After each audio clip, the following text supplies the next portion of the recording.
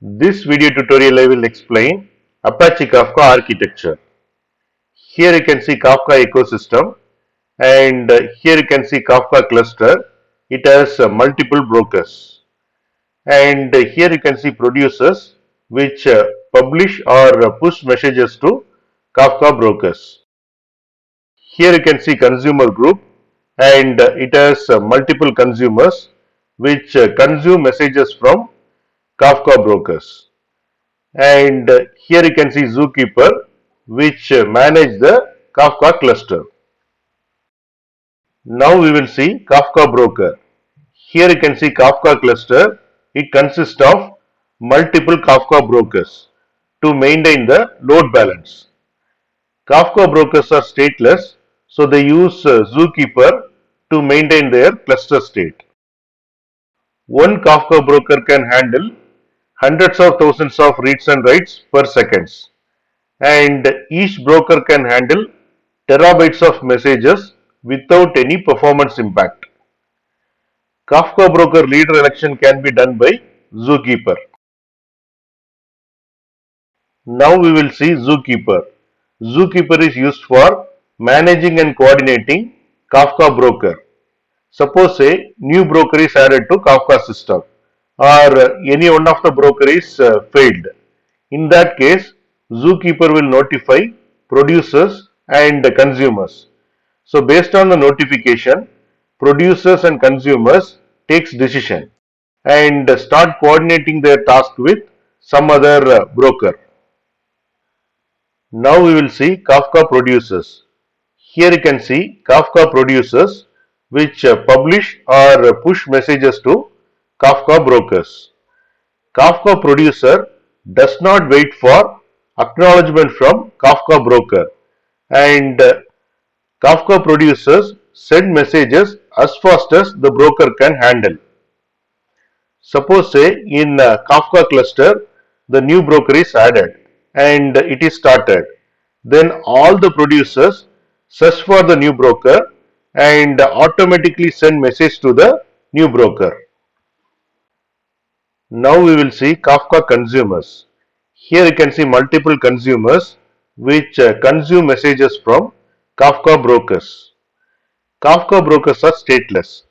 So consumer has to maintain how many messages have been consumed by using a partition offset. If the consumer acknowledges a particular message offset, then it implies that consumer has consumed all the prior messages. The consumer issues asynchronous pull request to the broker to check the buffer of bytes ready to consume. The consumers can rewind or skip any point in the partition simply by supplying an offset value, and consumer offset value is notified by the ZooKeeper. Now we will see consumer group. Here you can see three consumers which belongs to same consumer group, and all these consumers have same consumer group ID, and these three consumers can subscribe to same topic, and the messages are shared among these three consumers. Now we will see Kafka Topics. Here you can see the topic and it has three partitions: partition 0, partition 1 and partition 2. Messages are written to the topics, and the incoming messages does not have any key.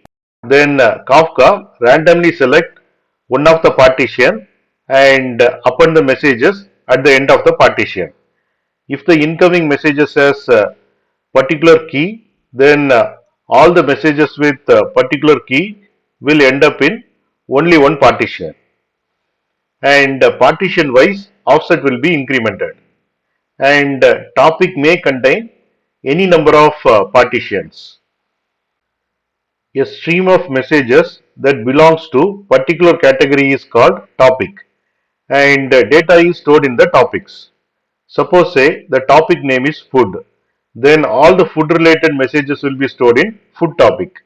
Suppose say the topic name is animal, then all animal related messages will be stored in animal topic. and topics are split into partitions. And for each topic, Kafka keeps minimum of one partition, and each partition contains messages in an immutable ordered sequence. And partition is implemented as a set of segment files of equal sizes.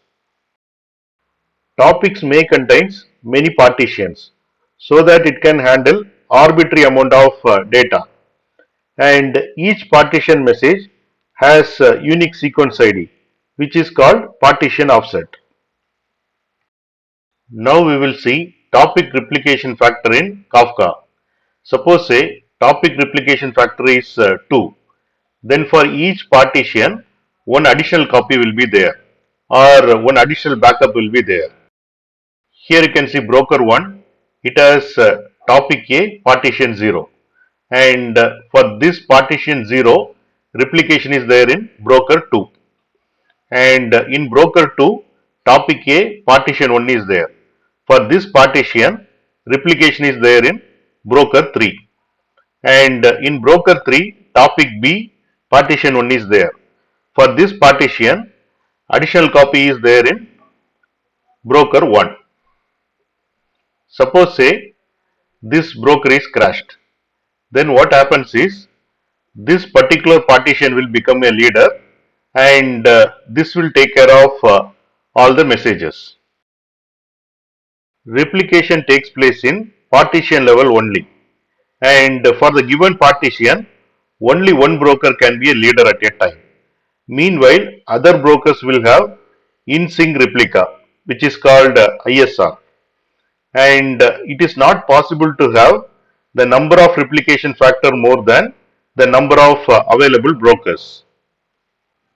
Leader is the node which is responsible for all reads and writes for the given partition. Every partition has one server acting as a leader, and the node which follows leader instructions are called follower. If leader fails, then one of the follower will automatically become the new leader, and follower act as a normal consumer which pulls messages and updates its own data store.